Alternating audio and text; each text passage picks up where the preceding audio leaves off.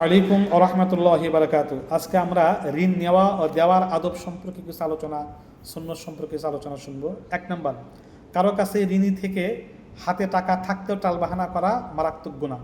আপনি ঋণ নিয়েছেন, টাকা আছে, দিচ্ছেন না, এটা মারাত্মক গুনাহ।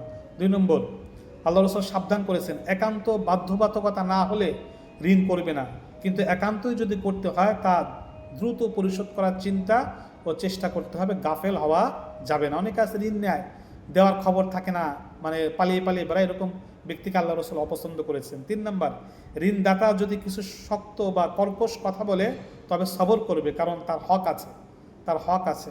4 নম্বর, যদি সঙ্গতি থাকে তবে অন্য ঋণগ্রস্তকে ঋণ মুক্ত করে দিতে পারলে অনেক সওয়াব পাবে।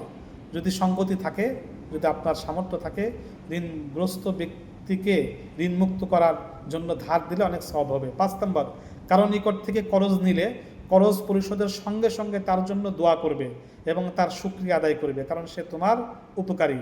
6 নম্বর, পিপাসার সময় পানি দান করা অনেক বেশি সওয়াব। যেখানে পানি প্রচুর পরিমাণে পাওয়া যায় সেখানে একজন পিপাসার্থকে পানি পান করালে একটি গোলাম আজাদ করার সমান সওয়াব হয়। আর যেখানে প্রচুর পরিমাণে পানি পাওয়া যায় না সেখানে পানি দান করলে মৃত ব্যক্তিকে জীবন দান করার সমান সওয়াব আল্লাহ পাক তাকে দান করবেন।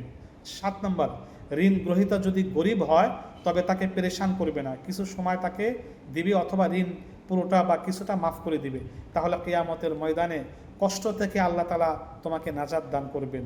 8 নম্বর, যদি কারো কাছে ঋণী হয়ে থাকো তবে খারাপ জিনিস দিয়ে তার দেনা পরিশোধ করতে চাইবে না, বরং কিছু ভালো জিনিসই দিতে চেষ্টা করবে, কিন্তু করজ দেওয়ার সময় এরূপ শর্ত করা জায়েজ নয়।